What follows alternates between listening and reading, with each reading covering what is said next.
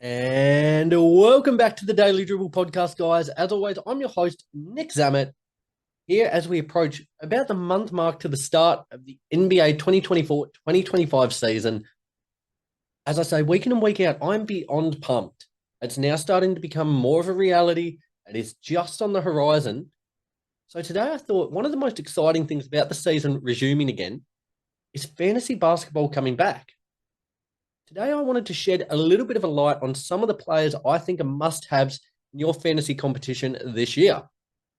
Now, regardless of if you play fantasy or not, hopefully you find this interesting. I think it'll give some really good insight into some players that might be not quite as well known as the LeBrons, the Steph Currys, the Kevin Durant's, the household names of the league. It'll make a little more sense when we get into it, so hoping you stick with me for that. Got some odds and ends to rattle through as well. But before we do any of that, just want to shout out both Stadium Scene and The Cover, both those networks continuing to showcase my work here at the Daily Dribble, as well as a whole host of other content creators in and around Australia, New Zealand, the US, and Canada. Very, very appreciative for all their continued hard work and support of me here. It really does mean a lot. And a big thank you to you guys for tuning into the show, following all the socials, Instagram, Facebook, YouTube, Twitter, and TikTok. You guys have been running rampant with all your comments, with some of the content that's been put up during the week, and plenty of really exciting, engaging conversations with you guys, that I've had the opportunity to have this week. So I love it. Be sure to keep it coming. It's really good stuff. Without further ado, though, let's get into some odds and ends and start firstly with the news that the Rockets are waiving AJ Griffin via a contract buyout. Now, he's expected to step away from basketball at just 21 years of age. Played 2 seasons within the league, was the number 16 pick in the 2022 draft, went to Atlanta before getting traded back to Houston there. His first season was actually quite impressive, but unfortunately injuries derailed him. Finished his career playing just 92 games, averaged 7.5 points and 2 rebounds in that time. Certainly wish him all the best with his future endeavors. Sometimes, it's like when you meet your heroes. It's not always cracked up. It's cracked up as you hope it to be. And it just kind of feels like that was the case for Griffin here. So he steps away from basketball. Free agent center Harry Giles has agreed to a 1-year deal with the Charlotte Hornets. A former Duke product, a North Carolina native, he returns there for a chance with the Hornets. Has really struggled to find any flow or consistency in his career thus far. Still only 26 years old, but yeah, with injury and those kind of inconsistent performances, kind of for me feels like this could be his last chance within the league. Now, there in Charlotte, he should have plenty of opportunity to get court time, to actually make an impact. I certainly can't see them making too many waves this season. But he's hoping Giles gets that opportunity and can put his best foot forward and cement himself as an NBA player there. The New Zealand Breakers have added another game to their upcoming tour of the US. They've now slated for 3 games there in the States, with the first game being on the 5th of October against the Utah Jazz, should I say. The second game that was just added is against the Philadelphia 76ers on Tuesday, the 8th of October. Rounding it out against the Oklahoma City Thunder on Friday, the 11th of October. Now, I love these tours. I think it's a great opportunity for the players themselves. We saw the mark that was made by Adelaide a couple of seasons ago where they knocked off Phoenix, took it right up to OKC there, and kind of highlighted how far the NBL has come as a product. For me, though, the kind of question that arises off the back of this is, what kind of impact does this have on their NBL campaign? Makes it very disjointed starting, playing a couple of games, heading over to the States where they play a few further games, and having to travel back kind of out of flow. The risk of injury popping up with these games in quick succession. It's a very interesting dynamic, risk versus reward. Don't know which side it falls on, but I think it's great for the league. They have called in, the Breakers have called in reinforcements. For this tour and for this tour only, they've added Taco Fall to their lineup. Now, he brings plenty of NBA experience, plenty of size and length to the court as well. Hope he goes well. I think, as I said, these tours, it's a great advertisement for the league. Hopefully the Breakers can put their best foot forward and kind of showcase everything that the NBL can bring on the world basketball stage. In other news, the Knicks center, Mitchell Robinson, has not fully recovered from his May foot surgery and won't be ready for the start of the upcoming season. Now, from reports coming out, we're looking at a December to January return date, but that depends on the rehab process and how that all goes. Now, Robinson, he underwent this procedure after suffering a stress injury to that left foot in the 2024 playoffs. Also had surgery on his left foot in December after suffering a stress fracture. So it's kind of worrying for the Knicks. Over the past 4 seasons, in the regular season, he's played 31 games, 72 games, 59 games, and 31 games. To be a championship level team, and that's certainly what they're aspiring to this season, they need a competent level starter who's healthy. And at the moment, I don't know if they've got that. Precious Achiuwa's not your guy. Losing Isaiah Hartenstein, it doesn't really bode well for their big man stocks. You're kind of really hinging a lot of hope on Jericho Sims and Precious Achiuwa there. And as I said, to be a championship level team, you need a big man that can actually provide on both ends of the court. And if Robinson can't stay healthy or actually remain on court, that's going to be their biggest obstacle heading into the season and something that they might have to address in due time. Finally, from odds and ends, Joel Embiid is signing a contract extension with the Philadelphia 76ers. Former MVP of the league will sign a 3-year, $193 million maximum extension with the 76ers, with a player option in the 2028-2029 season. That meaning he will have 5 years at $301 million with that deal for the 76ers, one of the 3 richest totals in NBA history.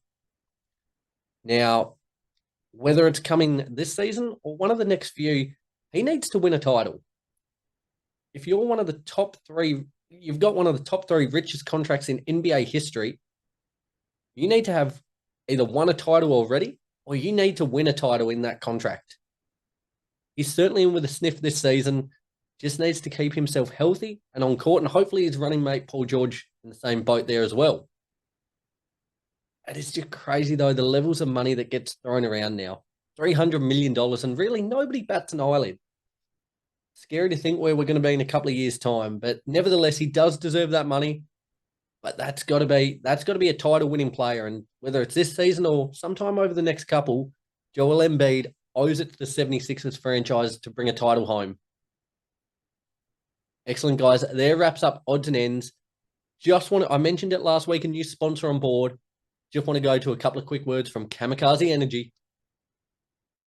Hey guys, Nick here from the Daily Dribble podcast. Anyone who knows me well knows that I'm not a good sleeper. Unfortunately, trying to manage work, sport, a podcast, that requires plenty of energy. 4 nights sleep doesn't bode well heading into the day. That little extra boost to get you over the line, which is why I'm proud to announce a new partnership with Kamikaze Energy, providing no less than 2 hours of sustained energy with no crash. You don't need wings when you have Kamikaze Energy.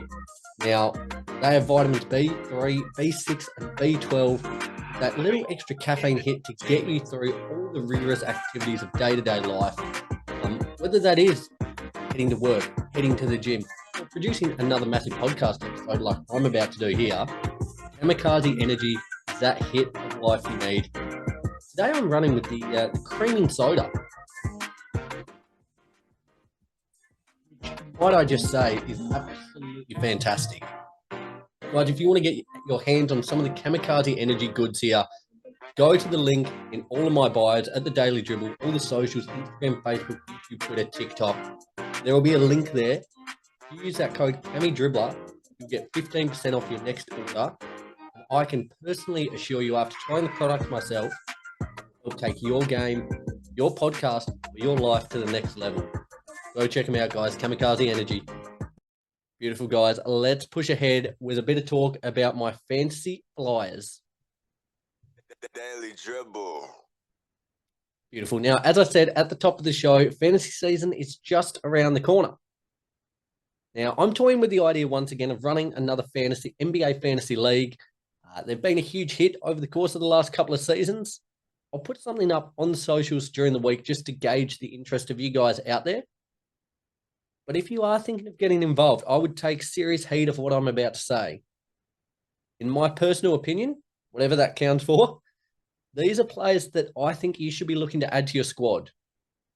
As I said at the top of the show, even if you're not a fantasy player, hopefully this should be an interesting insight into some players that not necessarily household names, but players who I think are set to have really, well-rounded seasons. So let's go with that, well-rounded seasons across the 2024-2025 season. Now, I've got 5 players here. Love to hear from you guys what I got right, what I got wrong, if you're going to be adding these players to your squad or not. So let's not stand on ceremony. Let's get into my first player here. It's Tyus Jones from the Phoenix Suns. Now, anyone who's played fantasy before knows that a big part of success is minimizing turnovers, especially for playmakers. Now, not many players, actually probably nobody does it better than Tyus Jones. He has an assist to turnover ratio of 7.3 to 1, meaning, if you're not familiar, every turnover he has, he averages 7.3 per 1 turnover. Ridiculous. He broke his own NBA assist to turnover ratio of 7.04 to 1 that he posted in 21-22 with Memphis, broke it the season just gone. Also has become the first player to lead the league in assist to turnover ratio in 5 consecutive seasons. Actually, sorry, forgive me. He's actually up to 6 consecutive seasons now, which is just absurd. To go with those 7.3 assists per game, he's also averaged 12 points, 3 rebounds, and nearly an a steal per game, across last season, plus went at 41.5% from 3. Now, I think personally, within a Suns team that's absolutely loaded with offensive talent, but not a whole heap of depth, I expect him to have a massive season. If he's a player that you can look to add in the latter rounds of the fantasy draft, he'll be one of the best gets of the season. Now, as I said, minimizing turnovers is key in fantasy. Not many do it better than Jones. So if you're looking for a guy that's probably going to come in the latter stages of the draft, he's going to chime in with, you're probably looking at 10, 3, and 7 again next season. Fantastic. Fantastic player to have. As I said, I think he's in for a big season with the Suns. So he is a player I would be looking to add. Secondly, Jalen Johnson from the Atlanta Hawks. Another name that might not be considered that sexy. Johnson is a stat stuffer. Now, his only weakness, I think, is his free throw shooting, and even that's improving. But across the last season, he averaged 16 points, 8.7 rebounds, 3.5 assists, plus a block and a bit a game, and nearly a steal as well. Had considerably more time and responsibility last season. With the way the Hawks roster is constructed, I think that should continue. Losing DeJounte Murray, there's a big void there that needs to be picked up in terms of playmaking, in terms of scoring, defensively as well. He doesn't take too many threes, but he's put them in at 35.5% last season, whilst going at 57.5% from inside the arc. As I said, his free throw shooting was the only thing that's let him down a little bit, but he improved that by 10% last year to go up to 73% as well, which is, it's not in the elite level of the NBA, but it's not too bad. Also averages less than 2 turnovers per game. He's certainly a name that I'll be hunting on my draft board, and I think you should be as well. Again, not that sexy of a name. He's not going to be picked up in the first couple of rounds, but if you can get him in the middle to latter stages of the draft, he's certainly a player that I'd be taking a punt on. Thirdly, Scottie Barnes from the Toronto Raptors. Now, Barnes is one of the most versatile wings in the league. He brings the counting stats that are valuable in fantasy, and I don't think there's anyone to really impede him, putting up big scores again. Last season, he dropped 20 points, 8 rebounds, 6 assists, and a block and a half per game. Now, as I said, this Raptors squad, it really lacks any other real stars. He should get everything he wants and more. RJ Barrett and Emmanuel Quickly are kind of the two other key scorers, but both lack the ability to carry a team the way that Scottie does. Now, he's continued to make improvements year after year. I don't see any reason as to why that should slow down. If he can take that next leap next season, he should be one of the most highly sought-after players in the game. Not just fantasy, but in the league as a whole. He's probably a player not going to go in the first couple of rounds. He might not be that sexy a name just because he doesn't play on a sexy team there. I anticipate they'll be probably one of the bottom teams within the East. But if things fall right, you should be able to get him as a steal later in the draft. Again, I think he's going to put up big numbers. I don't think he'll get selected early. But if you have the opportunity to pick him up, Scottie Barnes is a name that I would shoot for. Okay, fourth, this is a name that I think will be pretty high on most people's boards. Probably for most, and myself included, number 1. Victor Wembanyama from the Spurs. If he's the number 1 pick on your board, he deserves to be. Last year, he only played 29.5 minutes per game, yet averaged 21.4 points, 10.5 rebounds, 4 assists, 1.2 steals, and 3.6 blocks per game. That is just elite level numbers on both ends of the court. Arguably could have been DPOY in his rookie year. Heading into his second season now, he's got more competent players around him. All those numbers are expected to increase. I think the combo between him and Chris Paul is going to be electric. I've read something during the week as I was kind of getting notes prepped for this. ESPN projections have him playing 33.5 minutes per game, averaging 25.5 points per game, 12 rebounds, 4.5 assists, 1.8 steals, and 4.3 blocks per game. That is just pure insanity. And it makes him a must-have for your fantasy team. If you're lucky enough to have the first pick or two, I think people will be toying with the idea of him and Luka. I would be going Wemby. I think he's, again, probably a dark horse contender for MVP in his second year. If he's putting stats up like that, 25.5, 12 rebounds, 4.5 assists, nearly 2 steals and 4.5 blocks per game, if the Spurs can somehow find themselves in the play, he's got a real case to be made for that. So, again, back on the fantasy front, I think he's a player you need. Victor Wembanyama. Finally, Cam Thomas from the Brooklyn Nets.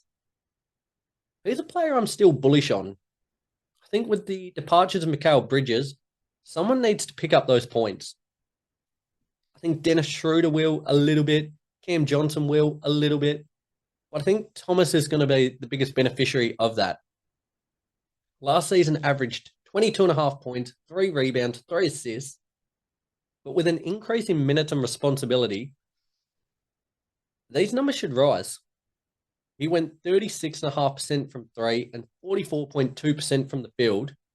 If he can somehow just get those numbers pushing towards 38% and 46.5%, he'll be a player worth having.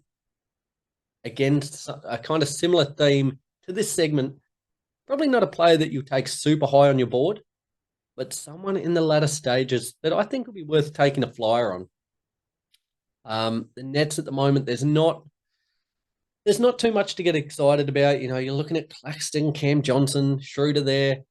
It's pretty slim pickings. Again, another team like the Raptors that I think will be down the lower stages of the East. But Cam Thomas, I think, as we saw last season, could be a real guy to ignite this team. If we're pushing towards 25, 4 and 4, that is a player that you would want to seriously consider on your fantasy team this year.